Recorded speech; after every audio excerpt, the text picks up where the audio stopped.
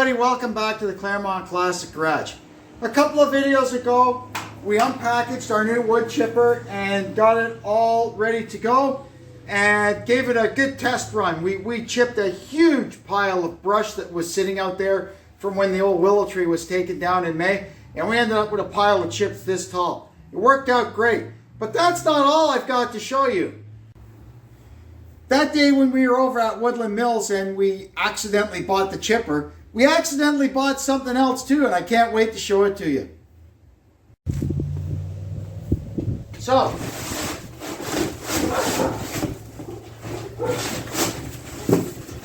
there we go. And it's pointing the wrong way. Hold on. This here's a Woodland Mills PTO driven stump grinder. Around here, there's a lot of old stumps sticking up, and I've done over the years a lot of damage to my lawnmowers, smashing into them. I try to get them down when I'm working, but I've also done in a lot of chainsaws, bars, and chains because, you know, it's just easier to stick the old chainsaw down in there, and the dirt plate and rocks play hell with them. I've also tried, I go out there with my generator and my skill saw, and I do crisscross, and then I come with a hammer and chisel. You know what? This is the right way to do it. Let's get this thing out of here and see how it works. Now we can start putting this thing together. This does not require nearly the assembly that the wood chipper required, but there's still a few bits we got to put on. Step one is to put the deflector shield on, and it just goes on like that with these 3 bolts. That's nice. You want to watch nailing your ankle on this as you walk past the thing. They should have painted this orange or something. I know what we're going to do though. We're going to put, I've got some hazard tape we'll put on the end of this thing. Because as soon as Deb's dad sees that, he's going to say, you should put some yellow tape on there. I'm one step ahead of you, John. There, at least you can see that now when you walk past it, you know. Now, what we got to do is put on the document holder. You can see here it comes with a factory installed chainsaw holder.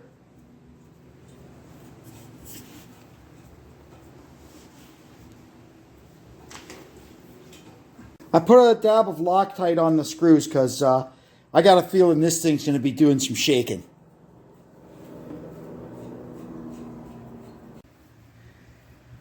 Next step is to get the PTO shaft sorted out. Cut to length. We have to adjust the springs on the slip clutch for our particular application. And to do that, we need to get the thing attached to our 3-point hitch. So we've done that. I'm going to lift it up now, get it off the skid, and we'll follow the directions. I'm not sure if they want it sitting down on these legs or some other way. We'll follow the instructions and see what they say. It's quite a procedure to follow in the book, doing mathematics and whatnot. But basically, you take the complete compressed length of this shaft and you subtract the distance that you need on your tractor between the lock grooves on your output and input. And that's how you determine how much you need to cut off. Now, according to the formula on this tractor, we have to cut off 2 inches. But I know because I've got a telescopic or a hydraulic top link, and what I learned from when we were messing with the wood chipper, I'm going to cut 3 inches off of it because it on the wood chipper, it does kind of bottom out a little bit. So I'll bring that in later and cut another inch off of it. So all I do is, because this is the outside, no, pardon me, this is the inner one. So the other tube will slide over this. But what I do to get it nice and square is I mark it in 3 places around and then put a piece of tape around so you got a nice straight cut. So what you do is you cut this first, and we take it 3 inches off this, and then once we've done that, we'll take 3 inches off the metal part, and we'll still have the same amount sticking out when we're done. So we just start and we just work our way around until we've got this thing cut, and it'll be nice and straight. Once we've got the plastic cut, then we go ahead, and I usually use a Sawzall with a good metal cutting blade, and we'll cut the metal part and just try and get it as straight as you can. It's really hard. And then watch, depending on what way you're holding it in the vise, when you're done cutting it, that it doesn't fall down. I should be wearing safety shoes, but I'm not. We finished that half. Now we're going to do the other half. This is the tractor half. So same thing. We just mark it 3 inches all the way around. Now this one we have to do a really good job because this one you actually see. It'll be exposed. Whoops.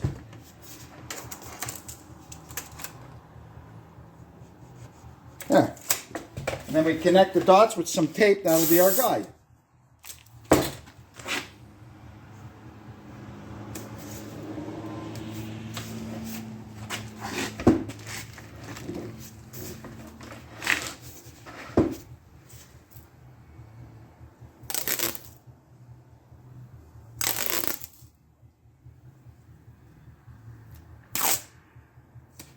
There we go.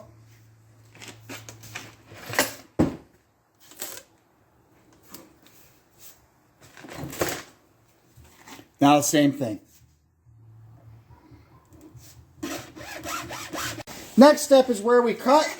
Just knock the edges off of the file so these things can slide together again. This one has to slide inside the other one.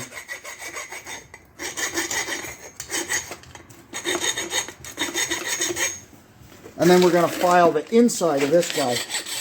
We can file the outside of it too. Just in case there's any burrs that might catch us and give us a little cut, you know.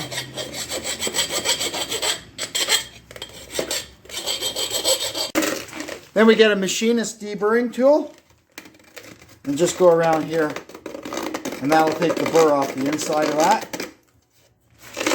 And we can do the same to this one.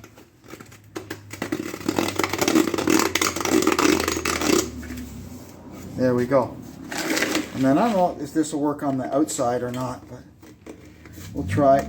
Yeah, it seems to. It takes a little more coordination. There we go. Now what we got to do is get this thing back together.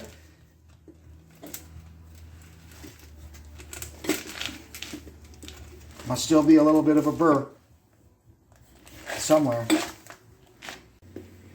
So when you go to put this together, it only goes one way. That's how you keep your U-joints in phase. You'll see these two ridges are round and that one on the bottom is flat. So we've got the flat one down to the bottom there, and this thing should go together. Look at that. And then that slides over that, and there you go. There's our PTO shaft. So now we can go put it on. We've got our PTO shaft in. Now what we're going to do is we're going to prepare the clutch. Two things have to be done on this clutch. Number one, we have to make sure it's going to actually slip. Apparently the plates can get stuck together over time. So they want you to loosen this all off and then buzz the PTO a couple of times just to make sure that all splits. We'll have to get in there with a piece of chalk and mark it. And then we need to tighten these bolts up. And depending on your PTO horsepower, there is a preload that you have to look up and tighten these bolts down to. So you can see there we've got a mark across these clutch plates, and I'm just going to go and those are the two actual friction discs. So this one here is a steel, and those two are steels. I'm just going to go around to the other side and make sure they're split apart over here, because yeah, they're fine. Nothing's stuck in here. We don't have to. They suggest that you start the tractor up and spin the PTO to make sure that these things are free. But I can see here they're free. That's fine. Unless I'm going to reread the instructions and make sure they don't want you to burnish the friction plates or not. But I don't think that's the operation here. I think we're just making sure it's free, and it's free. Our next step, we have to go around and tighten these nuts until we've compressed all of these springs to 1 1/4 inches. That's what the chart says for our 23 PTO horsepower tractor. We've got our clutch springs all set now to the right height, so the PTO shaft is ready to run. Next thing before we run this thing they want us to make sure all of these are torqued to 160 foot-pounds. So I just have a little bar, a little heel bar that I'm going to stick in there to keep it from turning. Heaven forbid, they should make sure they're tight when they make the thing. So we're just going to work our way around like that and make sure we get all of these. And then there's a special procedure to get these ones. I'll show you them in a bit. Now, we've gone all the way around here. There is 4 of them that are up in behind there, and the only way to get at them is with a box end wrench and just reef on it. So that's what we did. These ones down here, they give you a little extension for the torque wrench. And you have to make sure that is 90 degrees to your torque wrench, and that'll maintain an accurate torque according to them.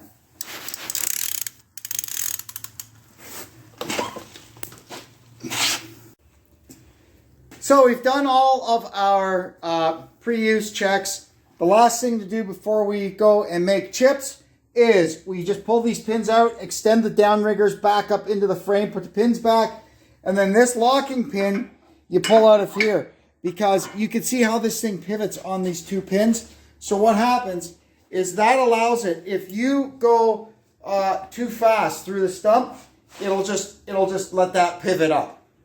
That's all. It's just kind of a built-in safety. This is not like a traditional stump grinder that you kind of you set the height and then it works side to side like this. This uses your hydrostatic drive. You can't really use this on a tractor with a clutch because they jump too much. So how this thing works is you come in from the other side of the stump and you use the tractor, you put it in low range and just let it creep forward. And that chews its way through the stump. It's actually pretty simple and gets rid of a lot of moving stuff. So, let's go make chips. Here's one here that's been driving me nuts for a long time. I keep hitting it with the lawnmower. So we're going to take this one out first. Stuff like this, if you don't really know how hard it is, take about 1 inch at a time. If you know it's pine or spruce or something, you can take 2 inches at a time, according to the manual. And you work from this side to that side. So let's see what happens.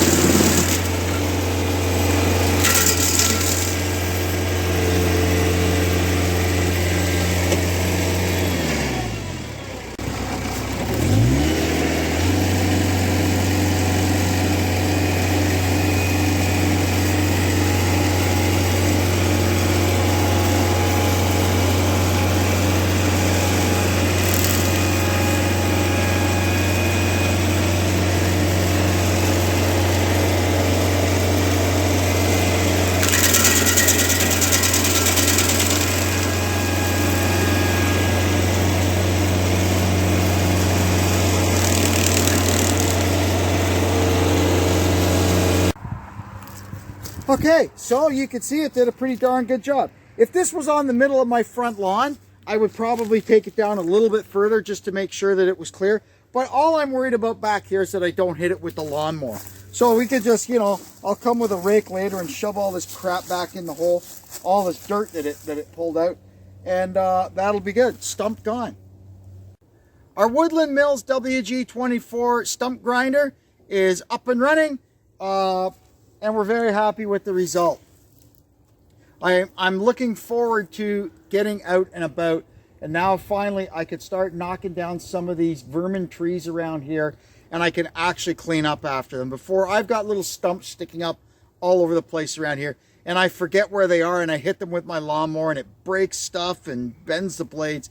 It's a terrible situation, of my own doing, of course. But anyway, that'll wrap it up for this one. I want to thank you for tuning in and continuing to support our channel.